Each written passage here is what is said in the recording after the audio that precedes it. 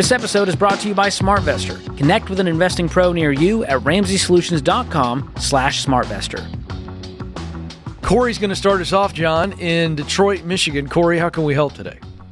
Thank you for taking my call. You bet. What's going on? My wife and I are kind of trying to think in the future, and we know that our wealth is going to be significant, and we're just trying to figure out, when do we start to give? Yes. Tell us about this this wealth. We know we're going to be wealthy. Give us a picture of what's going on and when it happens. We're currently at around $900,000. Okay. And my wife and I are teachers, so we have a pension as well. Mm-hmm. We have about 320 in Roths. We have 210 in our 457s. We currently max out our Roth, our 457s every year, and then we have 2 additional properties besides our single residence. And those are paid for? Yes. So what's your net worth? 900? Around 900. Okay. So what is the question? I love how John answered. He's absolutely right. So what is the specific giving strategy or question marks you have around this? What are you pondering? So we live comfortably as we are and as we're saving, and our kids' colleges are taken care of, and our goals are set. Mm-hmm. And we know we'll achieve our goals. The question is when do we stop building our wealth, and when do we start giving it away? What if it's both and? Exploring that part. It's both and. Do y'all not give at all right now? At this moment, no. Okay. What has inspired the question about giving? We sat down and we've paid off our properties. We're saving 35% of our income, and we still are comfortable. So we're realizing that we have an excess. Yeah, but back to John's question. Is there a specific cause, something that has spurred this on where you want to give? You're wondering about it?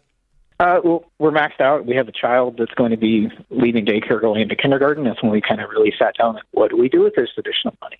So We're trying just to figure out, do we continue investing? Do we keep building wealth? Or at what point do we start to share? You do both. My honest answer would be you start to share years ago. Because I think generosity is a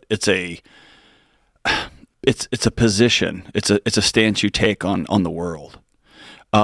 When you look at giving as a number, we'll start doing X when we get there. What most people find is their life continues to grow. Their needs and their expenses grow with them, and that number that finish line keeps moving and moving and moving.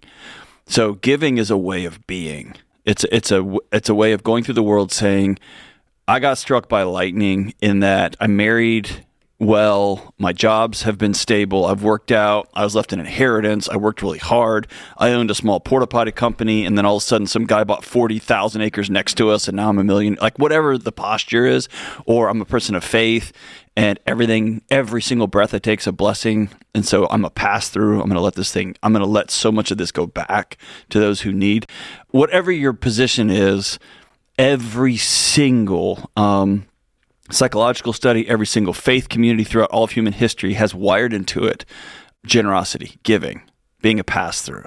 And so, for the sake of your soul, not like in a go to church or you go to hell, that's what I'm talking about, but for the sake of your spirit, of your soul, your marriage, your kids, start giving today. Find causes that matter to you. Find moments that matter to you. Find people that you see that we can be a blessing towards, and begin to practice it. And Ken, I tell people, practice this in little ways, meaning wait until you see at a restaurant, when you see a waitress who's working 5 different sections because people didn't show up on their shift and she's exhausted and your food's a little bit late, and tip her 100% of the tab, and write her a note that says, we saw how hard you work and we're grateful for you. Do that, and then just watch her when she opens it up.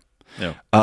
Do small things like that, and then find somebody at your kid's kindergarten who can't afford the tuition, and tell the headmaster, hey, we'd like to pick up somebody's tuition, just let us know. Or be more strategic about it once you think about it, but it's just a posture. Yeah, Corey, did I hear you say you guys are investing 35%? Yes. Yeah. Look, here's what Dave has taught for years, and of course we sing that chorus as well. What we teach is in the baby steps. Are you familiar with the baby steps? I'm assuming you are. Yes, we went through them and paid everything off, and exactly. So you get to do whatever you want, but we've prescribed for 15%, and you guys are in great shape. So you could say we're going to go back to that, and we're going to invest 15%, and we're not going to stop. Okay, that's when John and I said yes and, that's that. Now, if you want to do more than that, you can, but that's the rule of thumb and you're in great shape. So at which point you now go, okay, if I'm going to invest 15% or 35%, then whatever's left over, how much of my income am I going to set aside for continuous giving? So John's right. You can give where you are, however you're moving throughout the day, you find opportunities to give. But for strategic giving, then I would put a budget number on it. And so let's say you said we're going to do, for sake of discussion, let's say you're going to go back to investing 15%, and that's the continuing build. But then you go, okay, we're going to take that 35 we've been investing, we're only going to invest 15, and we're going to take 20% of our income. And that is now our giving fund. And to John's point, if you feel generous and you want to leave a $500 tip, that comes out of that number. If you want to invest in a nonprofit, a mission organization, your church, some type of charity, I would find a cause that's near and dear to both you and your wife, and something that has a story attached to it that connects to you all's story. I think that's a great way to do it. But you get to decide. But I would just start immediately doing it, and you've got the margin. And so now if you're investing 15% and you are giving 20%, or whatever ratio you want to do there, I would start right away. Okay. Well, just kind of tap onto that. Would you give smaller, or would you invest and then give later in larger amounts? Again, yes. we're not genie in a bottle, so yes. I'm not going to answer that. I like John's answer. You get to decide, Corey. I'm not turning to page 5 in the in the Ramsey manual right now to answer that question, because that is so individual to you. We're not being It's a coy. posture. It's a posture. You do what you want to do. But my only advice on that is, John, and you weigh in on this. If I was in your position, Corey, I would be giving a substantial chunk, yes, consistently, correct, to something that I deeply connected to. Absolutely. I would leave it at that. You get to fill in what deeply connected to looks like. Yes. Thanks for tuning in to Ramsey Everyday Millionaires. Need help with your investments? Connect with a SmartVestor Pro at ramseysolutions.com/smartvestor or click the link in the show notes. Ramsey Solutions is a paid non-client promoter of participating pros. Learn more at ramseysolutions.com/smartvestor.